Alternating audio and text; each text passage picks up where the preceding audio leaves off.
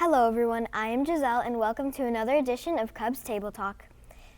Here at Sagemont Prep, we are fortunate to have incredible teachers. Every day they inspire curiosity and help us discover our potential.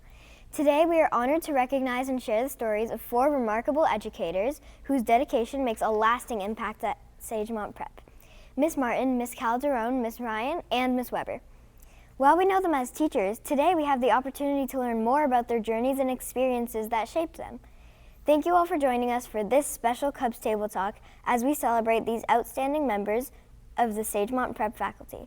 Diana and Axel, I turn it over to you. Thank you, Giselle. Let's get started. Every journey begins somewhere. Can you each tell us about what first inspired you to become an educator?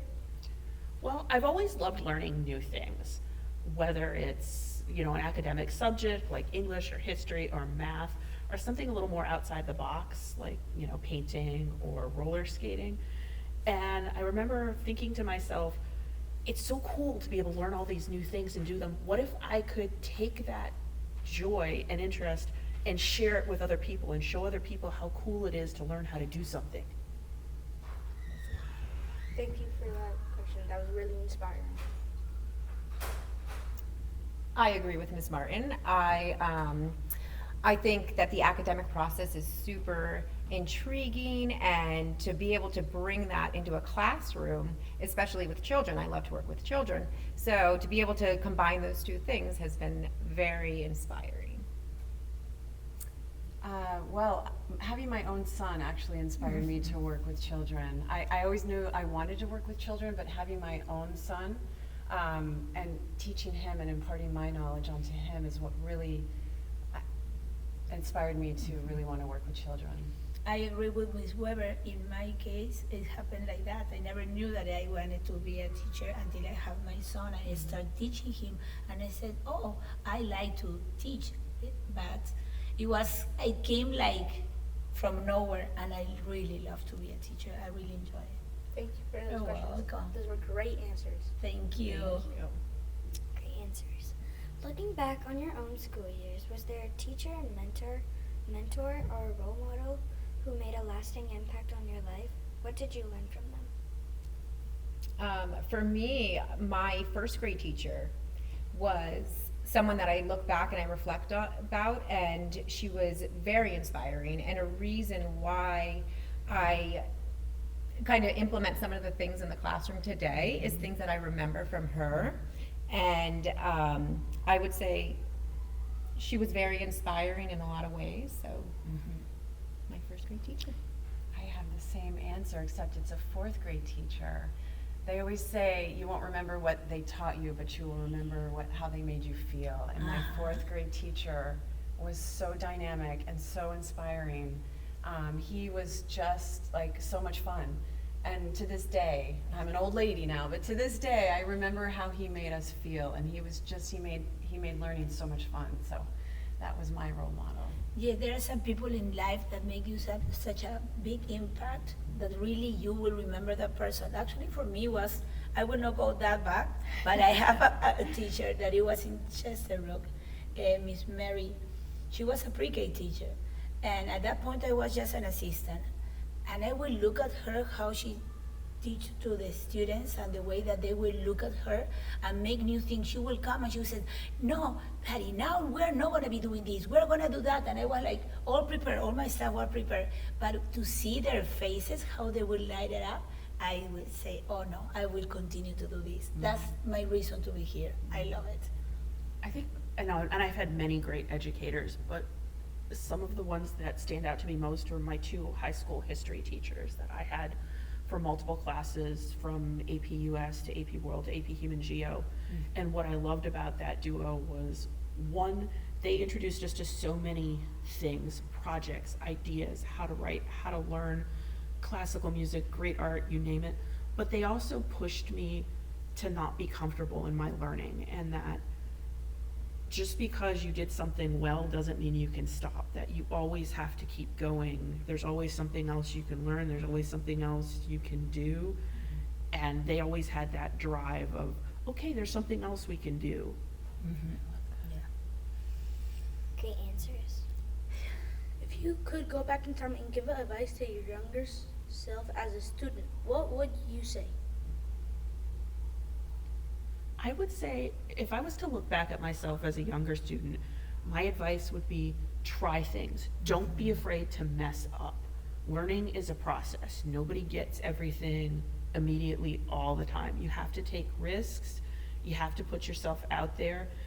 And you never know what you're going to enjoy or what you're going to learn until you do it. Exactly. And it might not happen for you the first time. So don't give up and say, okay, well, I tried this one thing. It didn't work out. I'm never going to do it again. You know, embrace the failure, embrace the process, and just enjoy it as it is. And piggybacking on that, I would say for sure, young Miss Weber, never forget the power of failure.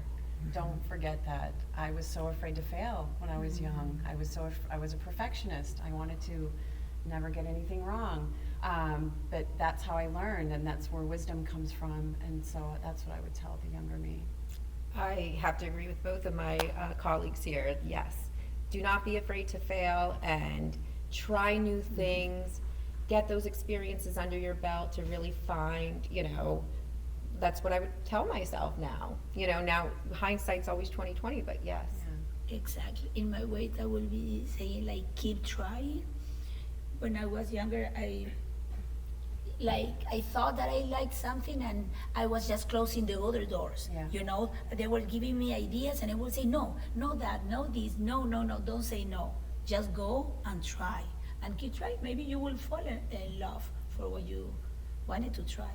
Thank you for those answers. They were very inspiring. Thank you. What is your favorite part of being an educator, and what moment in your school day brings you the most joy? I can go first. Oh, gosh. Sorry guys, but I have the cutest.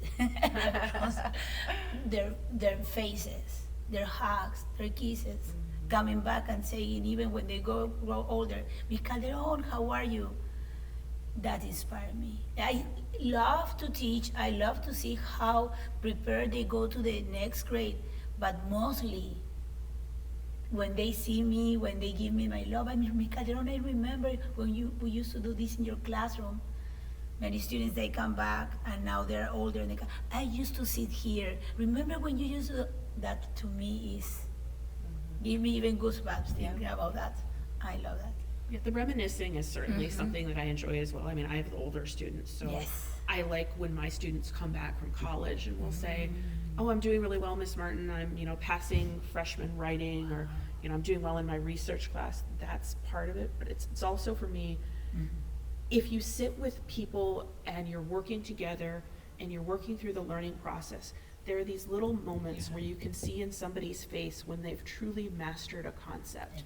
And they're interested. When you get that little spark and you can see right in that moment and you get to be present for it, that's what does it for me. I'm gonna piggyback on what you said, the aha moments that I have in my classrooms, because I teach science and there's a lot of experiments and investigations, and when I see that click in their brains and they finally get it, it's that and the connections that I make with my students. Yeah. Like I love to be on a personal level with my students, and I love hearing their stories and their personal struggles, and so those two things, that aha moment and my personal connections with my students Listening to are them, everything right? to me. Yes. Everything.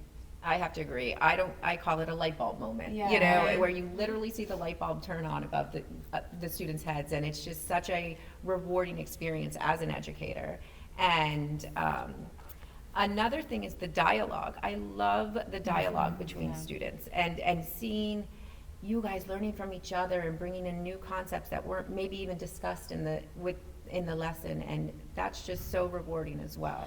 And in my case, for example, that I'm a pre-K teacher, my students, they go to Miss Weber and they do science, and they come back and they tell me, Miss Calderon, we have done that with Miss Weber, we learned this, and they were so excited to receive the gift that you prepare all year, so that's amazing. Thank you very much. Thank you, Ms. Calderon. Thank you.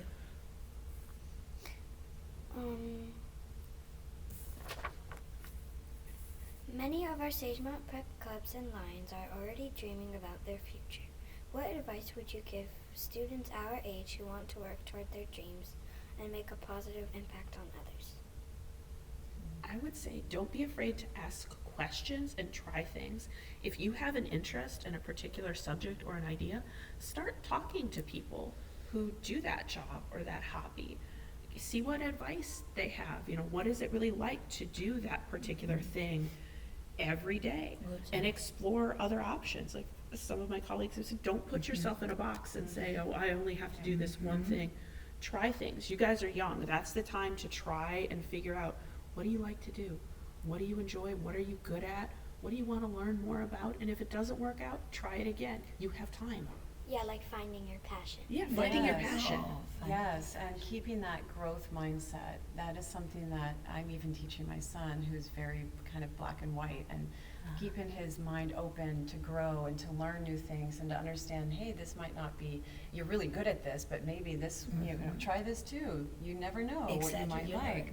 Just having that growth mindset is so important for young students. Agreed, and never give up, you know? Keep chasing Keep those trying. dreams.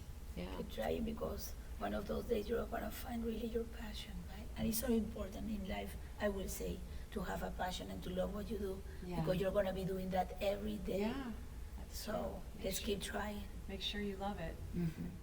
Thank you, Ms. Martin, Ms. Calderon, Ms. Ryan, and Ms. Weber for sharing your stories, your wisdom, and your experience with us. On behalf of Cubs Table Talk crew, thank you for the impact you have made on the Sagemont Prep community and for the care you bring to the classroom.